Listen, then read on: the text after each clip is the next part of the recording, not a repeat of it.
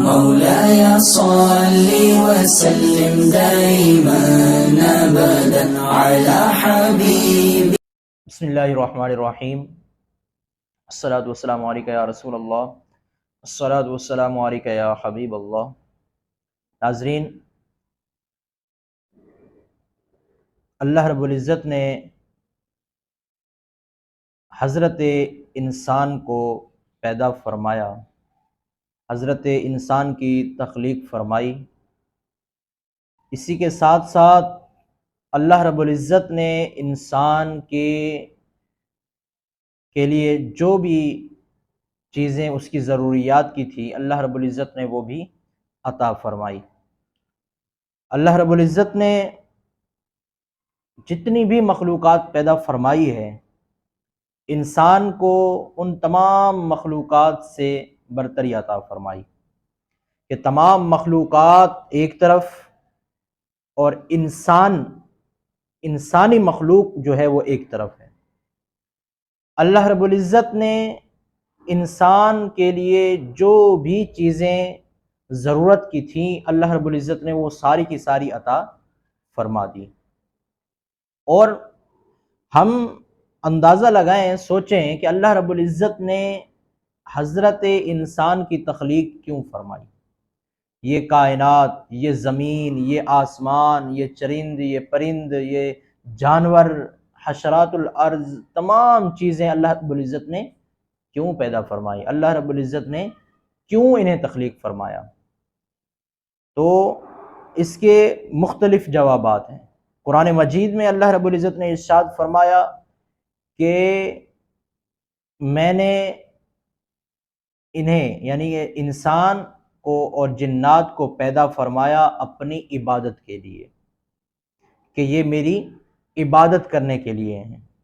اور پھر احادیث مبارکہ میں اس کا جو ذکر آیا ہے کہ مخلوق کو اللہ رب العزت نے کیوں پیدا فرمایا، تو اللہ رب العزت نے ارشاد فرمایا کہ حدیث شریف میں ہے کہ میں چھپا ہوا خزانہ تھا، جب میں نے چاہا کہ مجھے پہچانا جائے تو میں نے مخلوق کو پیدا فرمایا.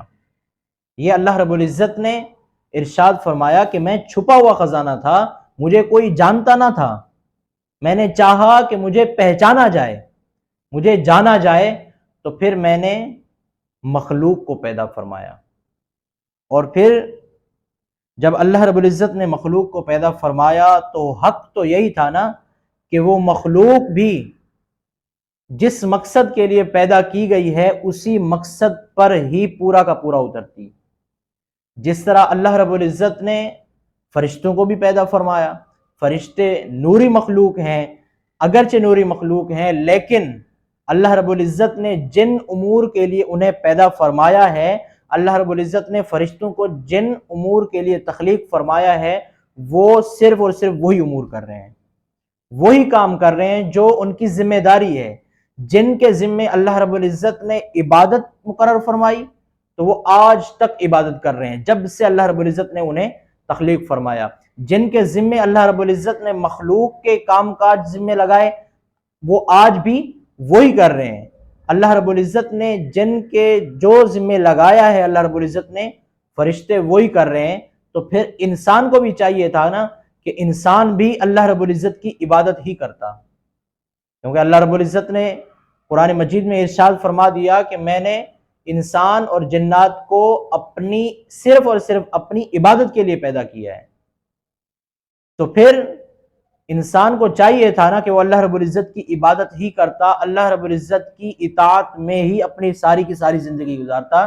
تو پھر ایسا کیوں ہے کہ اللہ رب العزت نے جب انسان کو پیدا فرما دیا اور پھر دنیا میں آنے کے بعد انسان اپنی مرضی کے مطابق چلنے لگا تو پھر انسان نے اللہ رب العزت کو بلا دیا.